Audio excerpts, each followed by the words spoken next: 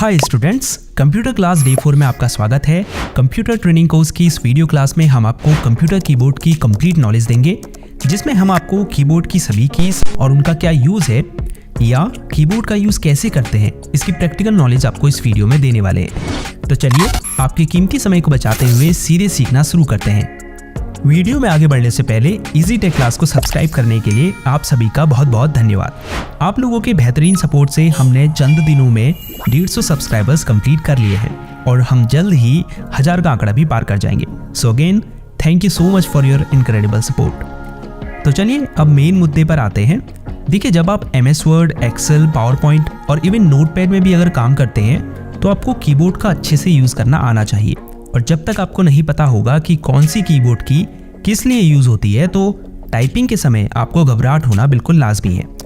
इसीलिए ये इम्पॉर्टेंट है कि आप पहले कीबोर्ड का यूज़ करना सीखें, क्योंकि आगे आने वाली क्लासेस में जब हम आपको फाइल्स या डॉक्यूमेंट क्रिएट, सेव और एडिट करना सिखाएंगे तो वहाँ पर आपको कीबोर्ड का ज़्यादा यूज़ करना पड़ेगा।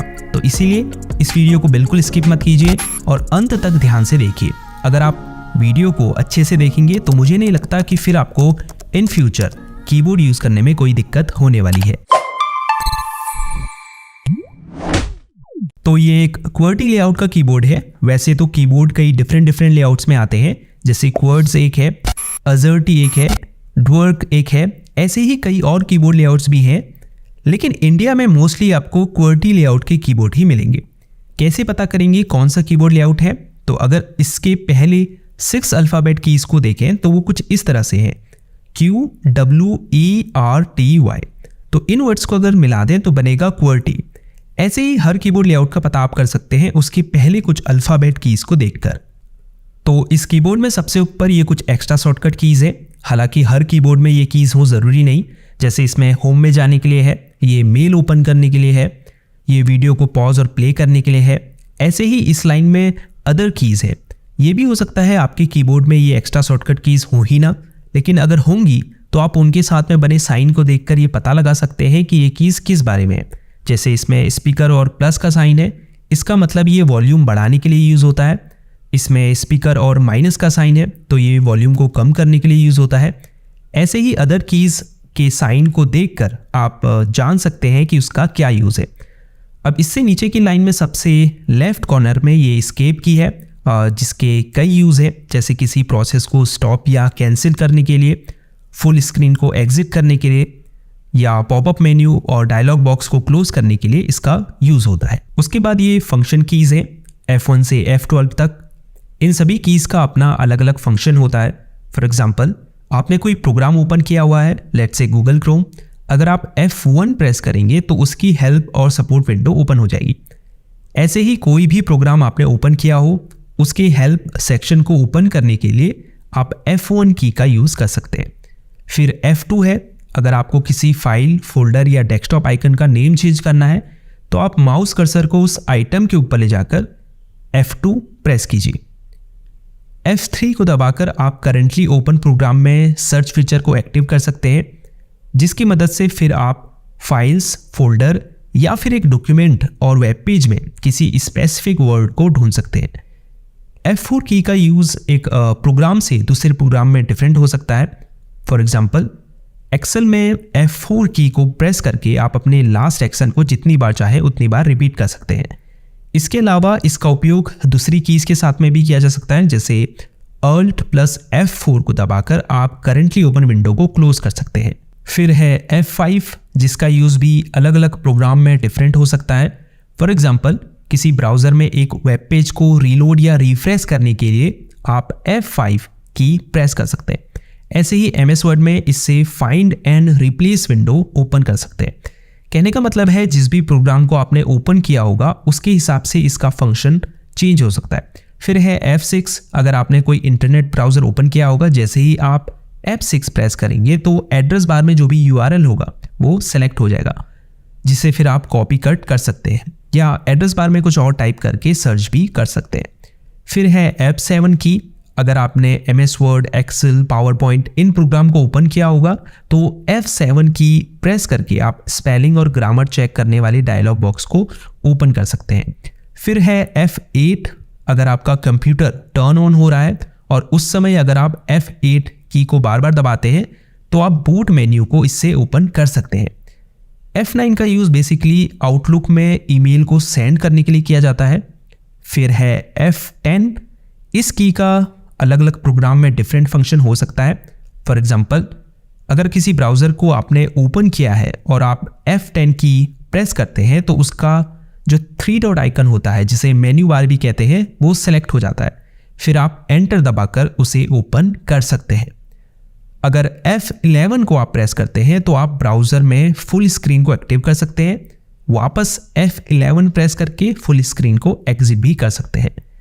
अब लास्ट फंक्शन की F12 है। अगर आपने MS ऑफिस का कोई एप्लीकेशन ओपन किया होगा तो आप जैसे ही F12 की प्रेस करेंगे, इससे save as dialog box open होगा, जिससे आप अपने डॉक्यूमेंट को कंप्यूटर में सेव कर पाएंगे।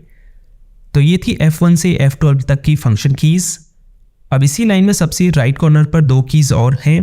पहली में लिखा है PRT/SCR SYSRQ। ये प्रिंट स्क्रीन की है, जिसे अगर आप प्रेस करेंगे तो आपकी पूरी स्क्रीन क्लिपबोर्ड में कैप्चर हो जाएगी, फिर जिसे आप पेंट सॉफ्टवेयर में जाकर पेस्ट कर सकते हैं। अगर आप अपनी पूरी स्क्रीन का स्क्रीनशॉट लेना चाहते हैं तो आप प्रिंट स्क्रीन की का यूज़ कर सकते हैं। हो सकता है दूसरे कीबोर्ड में PRTSC या फिर PRTSCN ही लिखा हो, लेकिन आपको ये देखना है कि अगर शुरुआत में PRT लिखा है तो वो प्रिंट स्क्रीन की ही है। लास्ट में स्क्रॉल लॉक की है। जैसे ही आप इसे प्रेस करेंगे आप देख सकते हैं स्क्रॉल इंडिकेटर ऑन हो चुका है। इसका मतलब ये है कि अब स्क्रॉल लॉक इनेबल है। अगर आपने MS Excel ओपन किया है और आप स्क्रॉल लॉक को इनेबल करते हैं तो इससे क्या होगा, स्प्रेडशीट में जो भी सेल सेलेक्ट होगी वो लॉक हो जाएगी, और जब आप अप डाउन और लेफ्ट राइट एरो की दबाएंगे तो आप दूसरी सेल्स में मूव करने के बजाय स्प्रेडशीट में up down left right scroll करेंगे। अब जिन भी कीज़ में सिंबल्स बने हैं ये सभी, उसके बाद ये अल्फ़ाबेट्स वाली कीज़, उसके बाद ये न्यूमेरिकल कीज़, फिर यहाँ भी जो सिंबल्स हैं, ऑल्दो न्यूमेरिकल कीज़ यहाँ भी हैं। तो ये जो सब कीज़ हैं, सिंबल्स, अल्फ़ाबेट्स और नंबर्स वाली, इन्हें हम टाइपिंग कीज़ कहते हैं, क्योंकि ये टाइपिंग में यूज़ की जाती है। अभी आगे बताऊँगा कैसे इनको यूज़ करना है। उसके बाद आ जाते हैं बैक स्पेस की पर। ये जो लेफ़्ट एरो है ये बैक स्पेस की का सिंबल है। जब आप इसे प्रेस करेंगे तो जिस भी वर्ड के आगे आपने माउस कर्सर को रखा होगा उसका एक कैरेक्टर डिलीट हो जाएगा। अगर आपने डॉक्यूमेंट में एक से ज़्यादा कैरेक्टर को डिलीट करना है तो बैक स्पेस की को वहाँ तक दबाए रखें जहाँ तक डिलीट करना है आपको। इसके नीचे एंटर की है। अगर आप किसी डॉक्यूमेंट में हैं या टेक्स्ट एडिटर में हैं तो एंटर की दबाकर आप पैराग्राफ की नेक्स्ट लाइन में मूव कर सकते हैं। इसके अलावा ओके बटन के रूप में भी आप इसका यूज़ कर सकते हैं। उसके अलावा ये शिफ्ट, कंट्रोल, ऑल्ट इस तरफ भी हैं, कंट्रोल शिफ्ट ऑल्ट। इन्हें मॉडिफायर कीज़ कहा जाता है।